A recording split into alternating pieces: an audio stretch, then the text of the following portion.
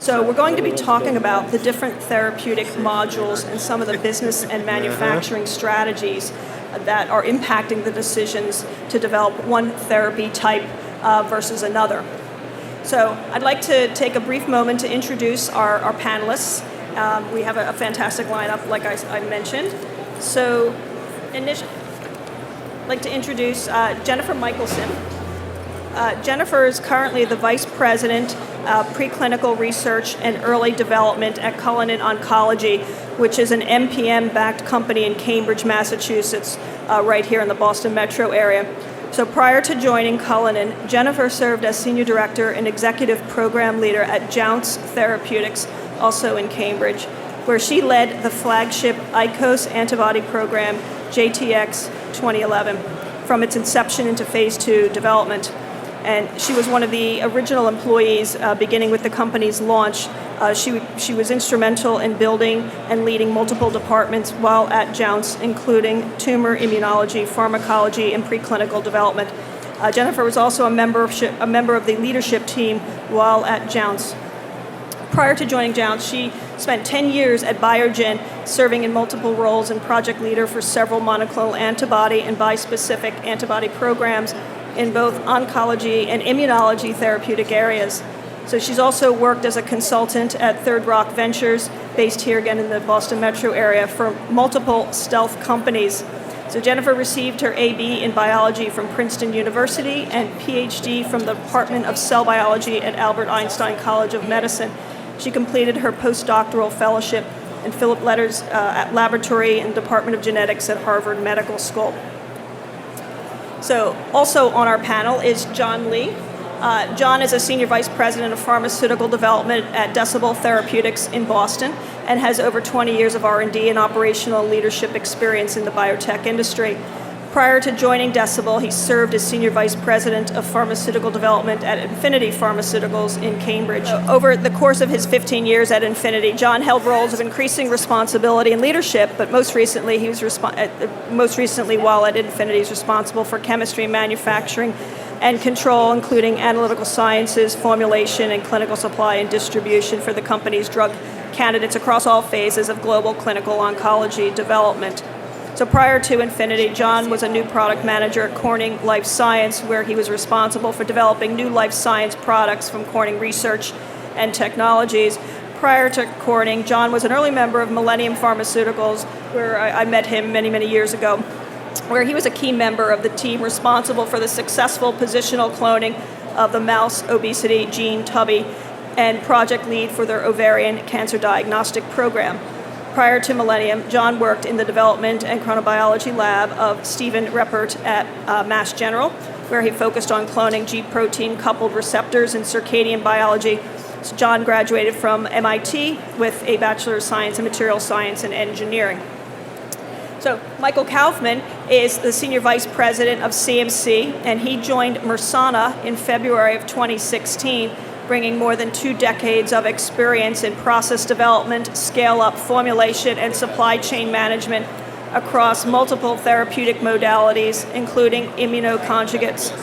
Prior to Mersana, Michael served as Biogen's Vice President Technical Development, where he provided technical leadership of all products from preclinical to commercial stage, and he spent 10 years also at Millennium Pharmaceuticals, where I worked closely with him, most recently as Vice President of Pharmaceutical Sciences, leading all aspects of chemistry, manufacturing, and controls.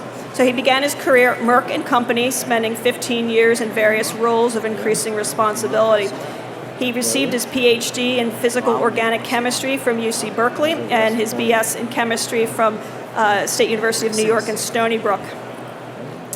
So, and lastly, but not least for sure, so Wei-Cheng Zhu is the Chief Technology Officer and Senior Vice President of Biologics Development and Manufacture with WuXi Biologics.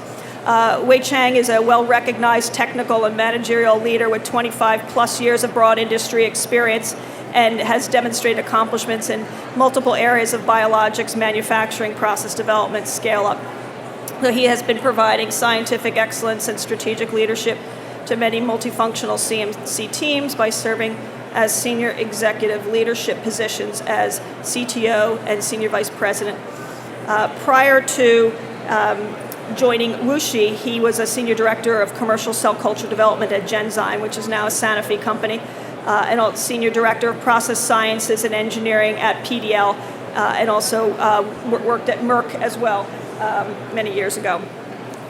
So, with that, a nice introduction for the panel. You can see their depth of experience and expertise. And what I'd like to start with each of the panelists is going through a brief overview of their particular companies so you can become familiar with them, what their technologies are, and then we'll talk, once we go through sort of the company introductions, we then will dive into discussing what are some of their challenges with picking the different modalities and the manufacturing challenges associated with that.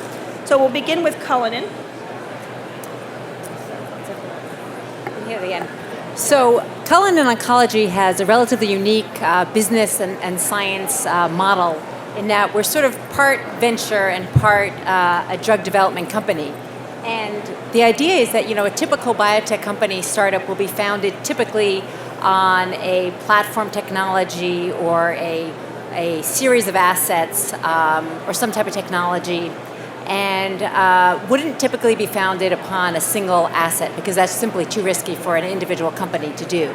But the idea of Cullinan is that we have Cullinan as an umbrella organization whereby we can bundle together several different single assets within oncology to de-risk, such that the idea being that we really want to find the diamond in a rough. So Cullinan is a very special diamond, and we're looking for the diamonds in a rough. And the idea is that if we have multiple individual C corps that we form under the umbrella of Cullinan, then it enables us to take that risk. And as long we know that some of the single assets will fail, but as long as some of them are successful, then the company as a whole will be successful.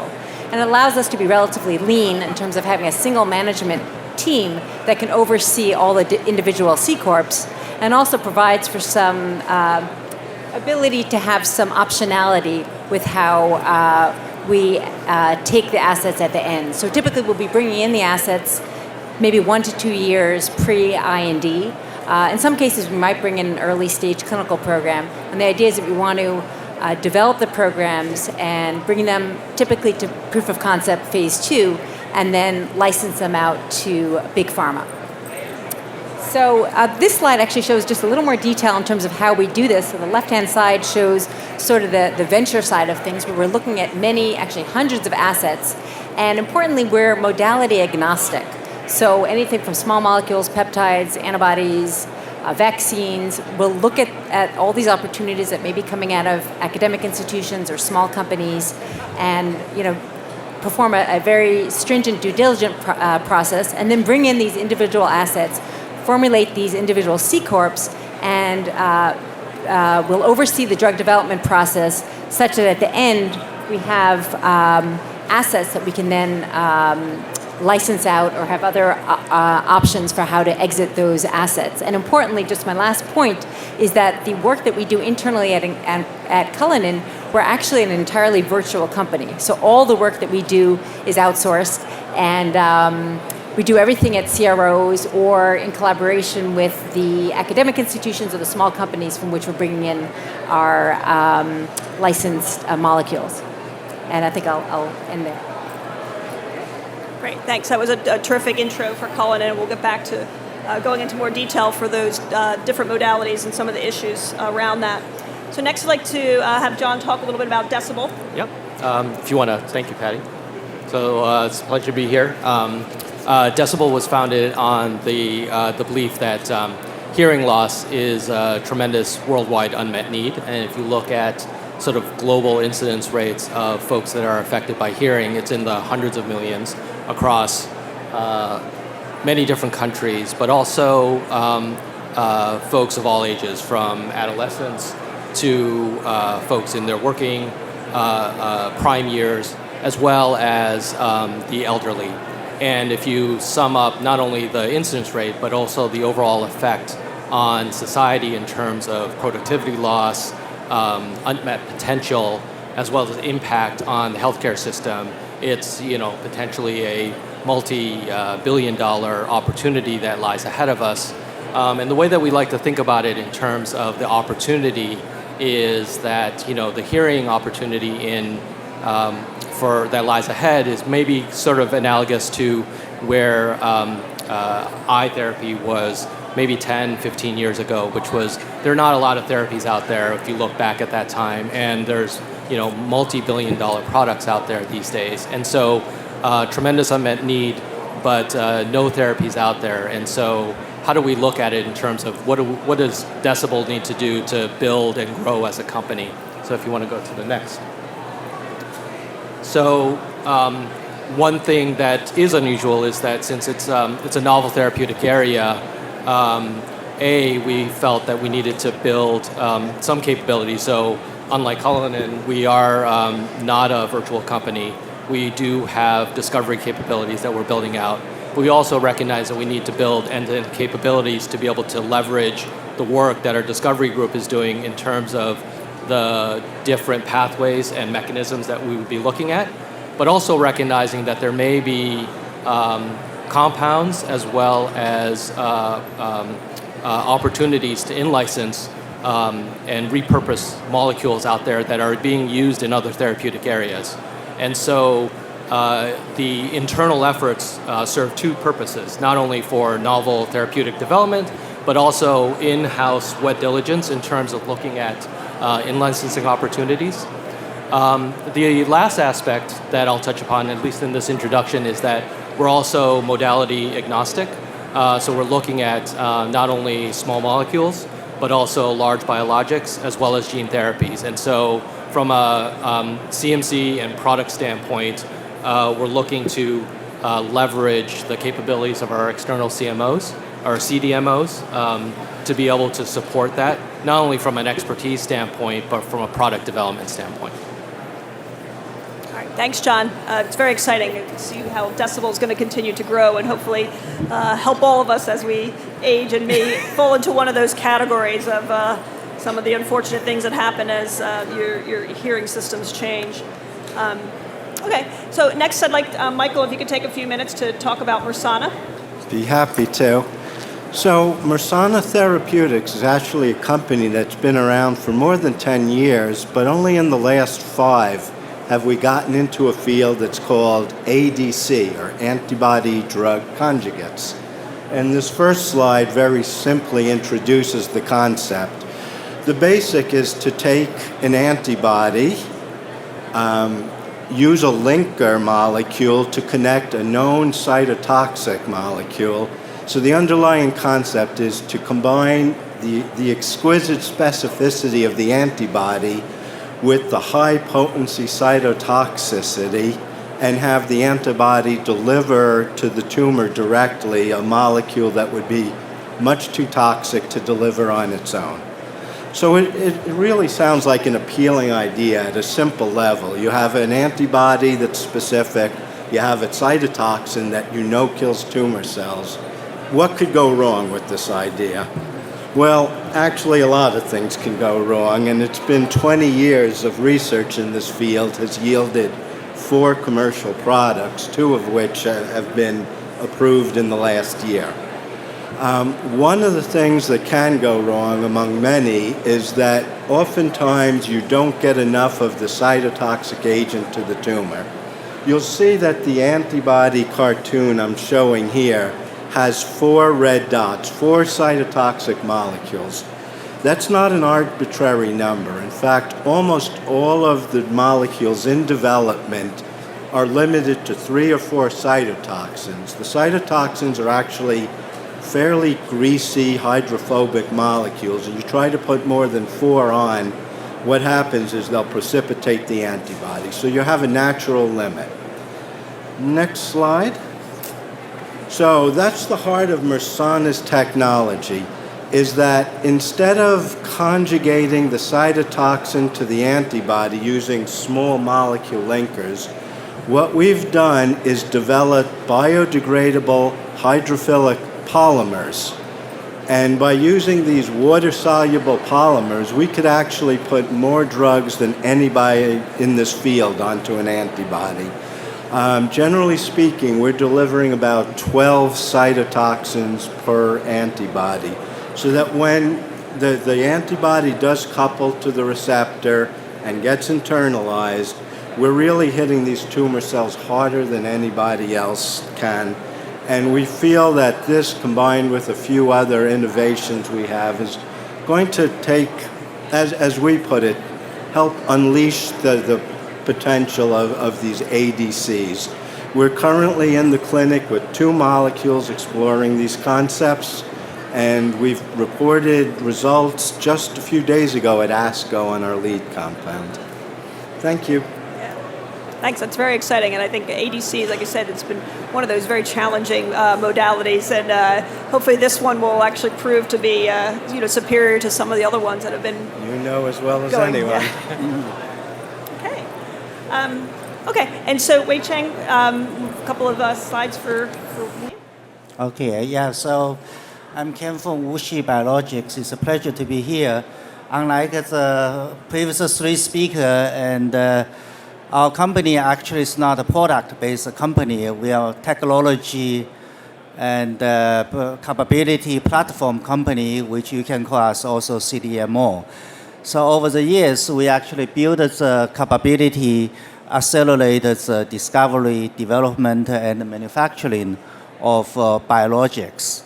And this will enable companies big and small to bring the product to human and then to market quickly. So over the last few years, we mainly focus on the capability build up. As you can see, we actually first built the discovery engine, then the CMC part, the cell line development, process analytical, then manufacturing based on single-use bioreactor. In addition, for traditional biologics, we actually work on ADC as well. So next slide. So essentially, our value proposition is really enable development of any biologics who can be expressed by mammalian cells. So the platform is based on the cell culture. So this will include monoclonal antibody, bispecific antibody, fusion, and recombinant protein. Clearly, team up with our smaller molecule colleague, we also provide the ADC and service. So this actually came from not just the early stage, but also enable development through IND, then go later stage development eventually, and enable conventional manufacturing. Okay, great. Thanks very much. So I hope that gives you a sense for each of the capabilities of all the companies and some of the challenges that they're dealing with. So now I'd like to pose a couple of specific questions and have each of the panelists address them and how they're dealing with the unique challenges for their different approach from a modality perspective or a platform perspective. So Jen, I'll start with you. And so with Cullinan's approach of looking at diamonds in the rough, and hopefully picking a superior target or a superior modality to approach that. Maybe discuss a little bit how Cullinan thinks about that early phase and what's the primary driver to get into the clinic as quickly as possible. Yeah, so I think at Cullinan we have a couple of particular challenges that really affect the way we think about manufacturing in particular. As well as drug development in general. And one of these is that oncology, as we know, is a very crowded space, and in particular immuno-oncology, which is an area where several of our products of interest are lying. It's a highly competitive area, and it's a very quick-moving space as well. I just came from ASCO. There's an unbelievable number of drugs in development, single agents, combination therapies, and so really speed is really of the essence in terms of developing drugs, and some of the drugs in our pipeline are in a highly competitive space. And so one thing in terms of thinking about our manufacturing, our CMC development, is trying to really accelerate the timeline. So for example, for our biologics programs, we're looking to be able to hit a 15-month CMC timeline, and we're also trying to build into that the ability to be able to progress potentially multiple candidates in parallel at the early phases of the CMC development when it's a bit less expensive, to enable us to get some additional developability data and additional data coming in from other orthogonal assays that we're performing on these various molecules, to narrow down for our candidate selection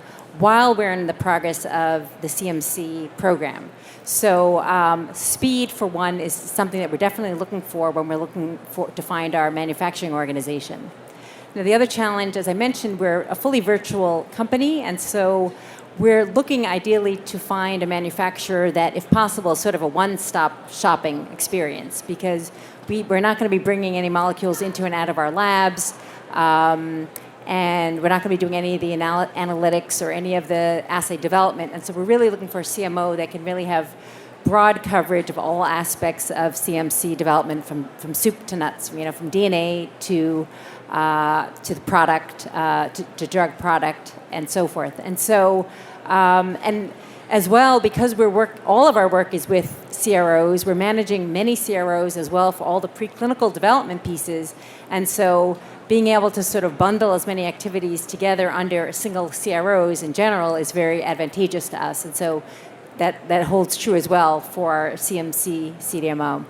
Of course, needless to say, we're certainly looking for high quality CDMO, and one that has a good track record, and we're willing to spend the extra dollar to get that high quality, rather than being penny pinching, since at the end of the day we want to make sure that we're going to have a successful CMC campaign.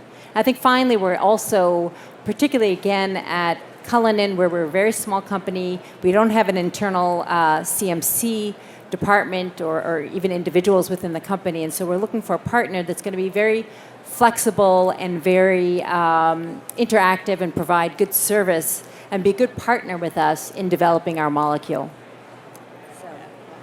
That's great. And I think one comment, the strategy of looking at different variants early on is so important, because if you just pick, if you wait too long to pick the final variant and then get into cell line development, you could spend an extra year in that part of the development process, and that would obviously delay getting into the clinic. In this competitive space, it's can be quite a challenge, especially if your exit strategy is to partner or out license as well. So I think that really works and certainly accelerates as well. So for John, you have equal but different challenges because of the types of modalities you're going after. Yeah, so let's see. Decibel's right now at a preclinical stage company, and but one of the reasons why I joined Decibel was because product development, you need to really have a good understanding of where your drug is going. And in addition to the multiple therapeutic modalities that we're looking at, we also have to develop multiple routes of administration. So traditional oral, local injectable as well. And so building a baseline understanding of how do those different API modalities then intersect with the different routes of administration. We've built that capability. We have a really good understanding of what that looks like for the different modalities in the inner ear, which is our site of action. And so that is a basis for our understanding in terms of how we would work with our CROs and CMOs. So, for example, we've built, and unlike, let's say, the field of oncology, where you have a lot of CMOs out there that are familiar with high-potent compounds, developing antibodies, et cetera, there's less so in the field of hearing. And so even for the preclinical research side, we've invested a lot of work in working with specific companies to build those capabilities so that we can smoothly transition from preclinical discovery into IND-enabling studies. And that helps us inform how we think about our product development once we are manufacturing our products. The other thing that I like to think about, or we like to think about as we try to leverage, let's say, therapeutic adjacencies, is where are other products that are developed that may be applicable to the products that we'd be developing. So there are products out there that are developed for local administration, mucosal services that we can leverage, as well as, for example, I mentioned the ocular field previously, so companies that are used to dealing with small volume products, the CMC aspects that and considerations that you have to work on for small volume products.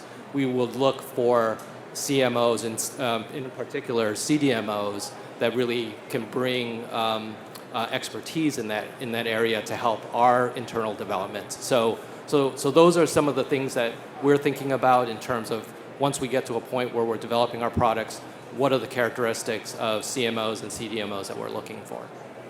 Okay. Yeah, I think that's going to be a topic I want to come back to for everyone about the small volume and sort of the future of where you see some of the manufacturing challenges.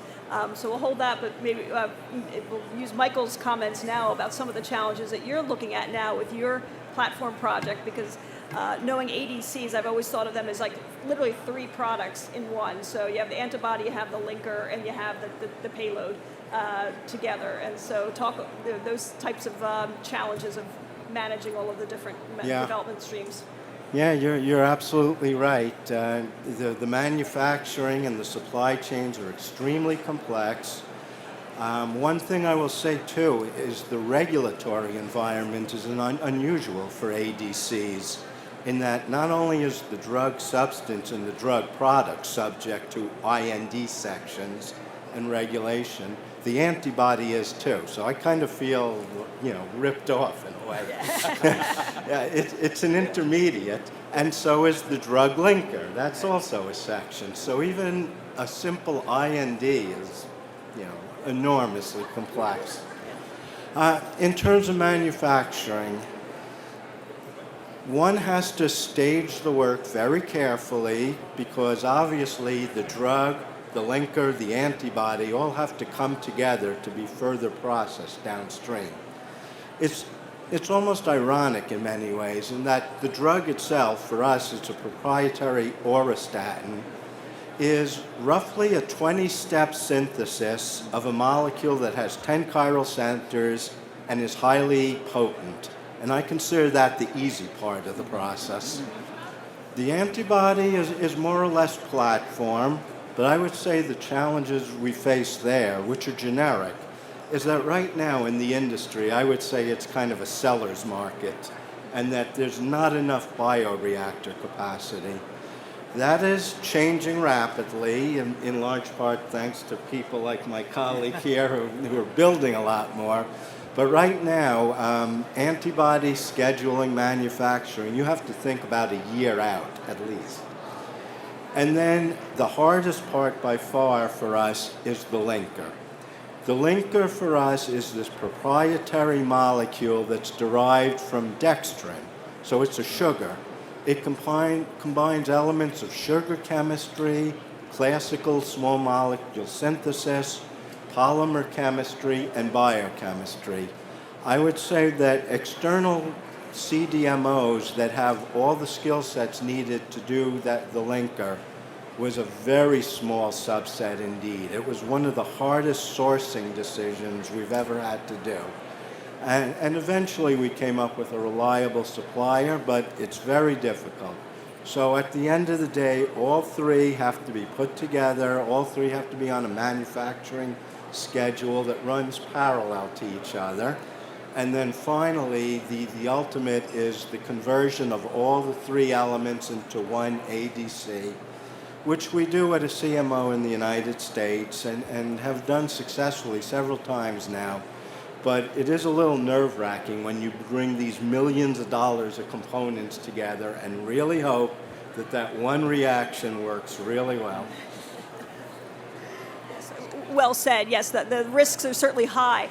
And I think partnering with good CDMOs is critical to that, because one, and I think Jen, you alluded to, all these parts have to come together, whether it's manufacturing or other CRO-related services, because you're lining all these up, and if any one of them becomes significantly off schedule, it throws everything off, and you may not be able to get back into a queue for months in many cases. So I'd like to maybe pose the next set of questions for Wei Cheng in that sense about, you work with many companies all over the world. WuXi is a broad scope of capabilities. How does your organization deal with these complex timelines and complex technical issues where there are multiple things coming together, very high risk of making sure that they come out successfully technically as well as from a regulatory and compliance perspective? I mean, we hope that's where we came in, really to build capability and capacities. I think clearly just for antibody itself, for oncology, like Jennifer talked about, speed is a key. So we always talk about speed, really from DNA to IND, which how fast you can get first in human. Then clearly later on also speed to BLA. If you do have a good product, how you get to market quickly. So in addition to speed, I think clearly it's also the risk and also the robustness. You really don't want to have quickly get to your IND, but find out your CMC process not good enough, and then you need to redo it. So, essentially. So what we have been doing is clearly, and at the cell line stage, you build a really good platform cell line, then you can shorten the cell line development timing, and then use platform for the manufacturing part. So get your IND timeline down less to 15 months, which we all want to do.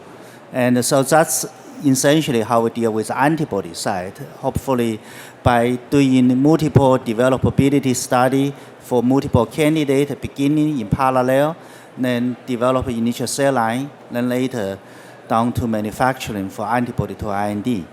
But I think another problem, what Michael posed, which is really challenge, is ADC, is you really have the three parts. So none of the company, and I understand is that some of the even more difficult is that you have one company make antibody, another company make toxin, and another company make link. You have even close, Atlantic or Pacific shipment of those different pieces. But I think luckily today, I think WuXi Biologics is focused on antibody side. But we do have our sister company, WuXi Aptec, which focuses on small molecule parts. They actually can synthesize all the toxin linking, and we actually working together within, I would say, within less than 100-mile radius. We can make all these three components. Then biologic part can do the conjugation and to release stability. So in that case, by building the capability, we actually can meet the challenge for ADC. But one more sense I want to say is here is that is really I can see that the product development company focus on their expertise, their resource on product development. The capability, like us, we focus on more, develop more capability, and also focus on the speed. So over the year, for example, we have done more than 50 INDs for last 3 years. So this gives us a lot of time for practice. So get the better and the better, both in terms of timeline, also in terms of get higher productivity. And one thing we haven't discussed here yet is really, how you make sure when you do phase 1, you have good cell line, which later can meet your conventional supply demand. You don't need a redevelopment cell line. So I think that's one more piece you build in your technology platform. No, great. That's absolutely correct. And I think all of us need to think about that in totality from experience and all the different parts. One of the things, trying to build on that and think a little bit more about the facilities of the future. So you have the experience, but you also have these modalities. So you have molecules that are very highly potent, whether they're have better avidity, you have ADCs, or you have smaller volumes just by the volume that's needed to be efficacious. So I think that would be very interesting to hear the perspective of each about what are the facilities of the future, what kind of scales are you looking for, what is that going to mean from access to capacity. So we talked about capacity constraints now and how people are beginning to build for the future and where they see things going. So, yeah, so I think, is this mic working? Can you hear me? Oh, there we go.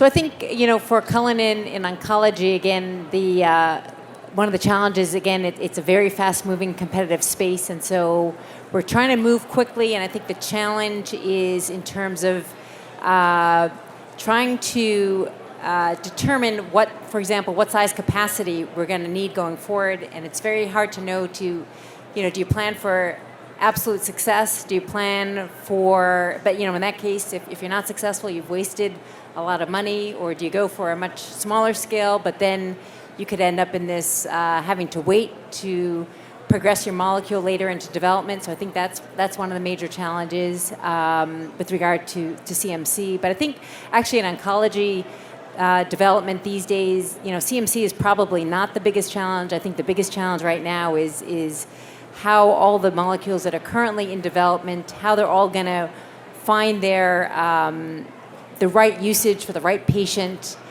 in the right combinations, because there's so many molecules currently in development and so many combinations being tested, and it's in some ways actually almost overwhelming. And I think it's going to take probably a bit of time time in the clinic and some very well carefully planned translational work to really kind of work out how all, what are going to be the appropriate molecules for the appropriate patients and the appropriate indications.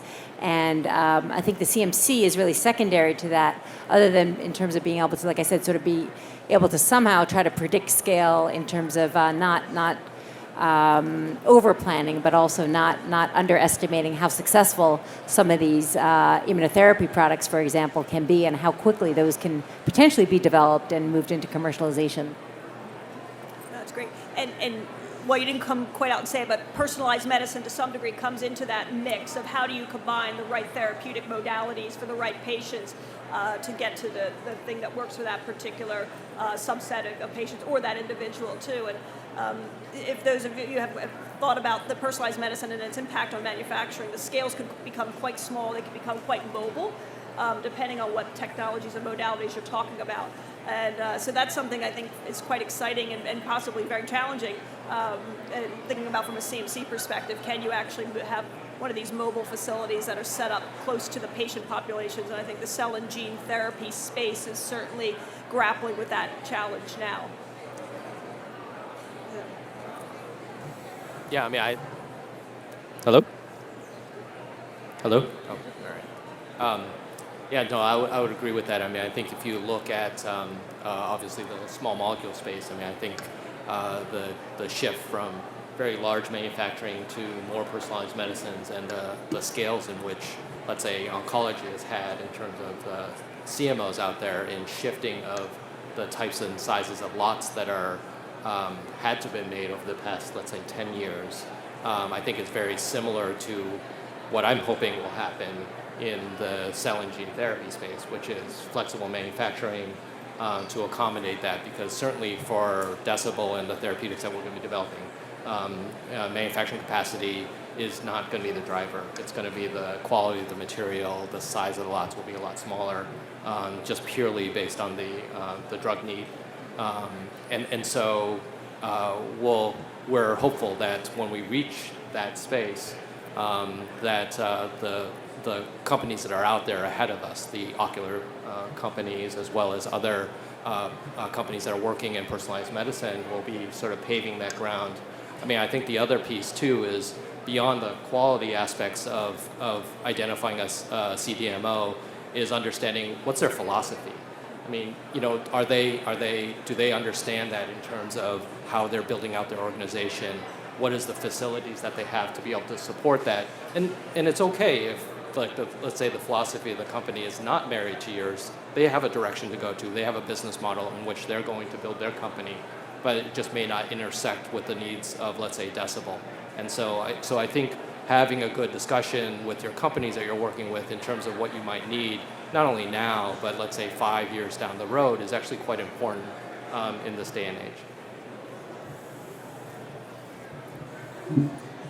Okay, so if I could be a bit philosophical about doing oncology research, I've always found it to be really challenging on the CMC side for a number of reasons.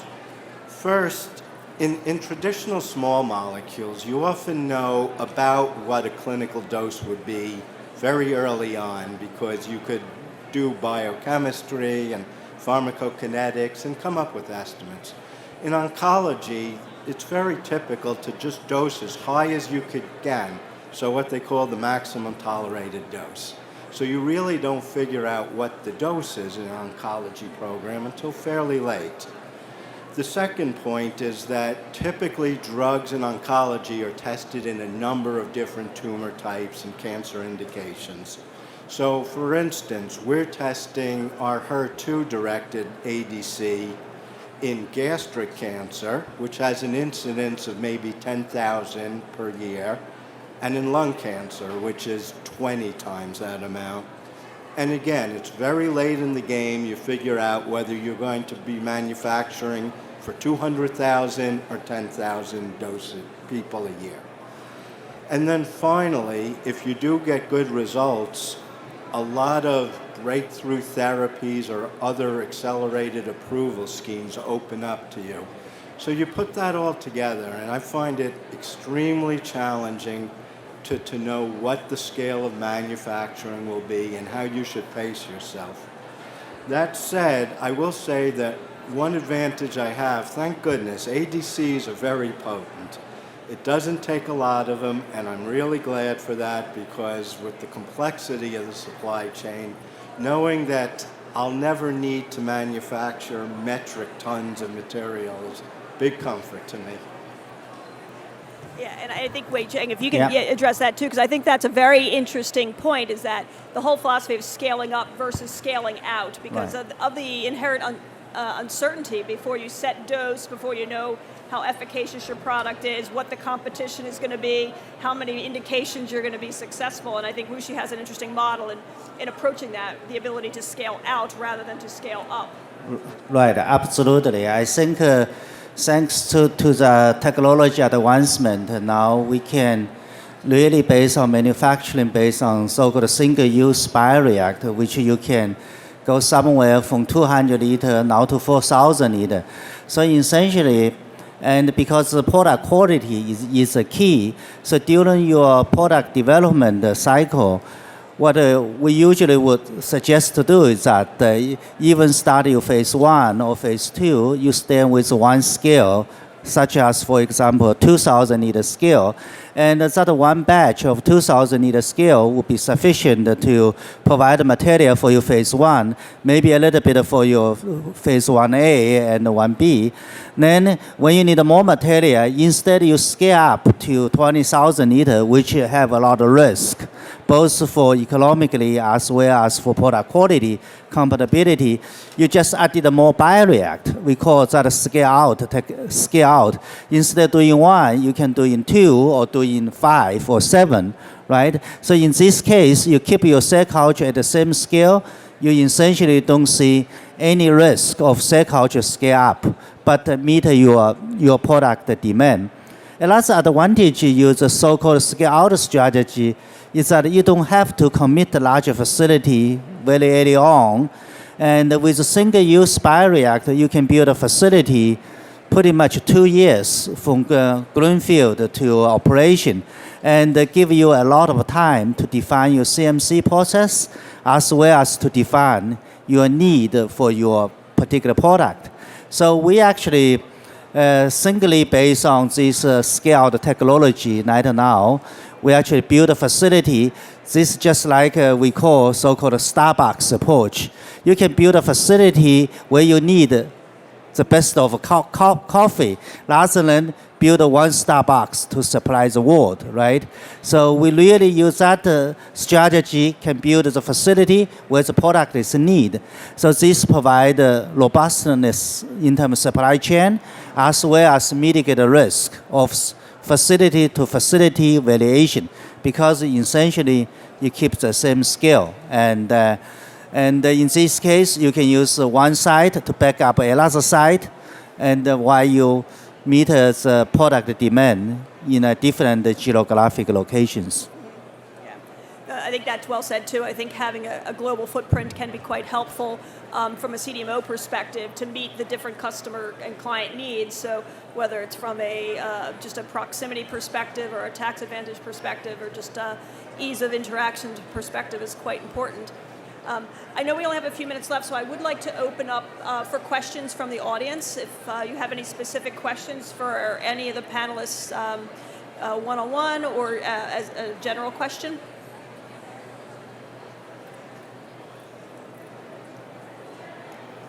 If you do have a question, I have the handheld microphone. I'm standing in back of you. Just raise your hand. Okay. It's very... Yeah. So, hey, Patty, thank you very much. Thank you very much to the panel. Fantastic presentation, great interaction. Of course, they're going to be here. The panel will be here for a few minutes, so if you do have any questions, you want to meet them off to the side, I'm sure they'll be standing around for a few minutes at least. Okay. Again. Yeah, thanks everyone for the panel, for the great discussion and your thoughts on the different modalities and the manufacturing challenges. So.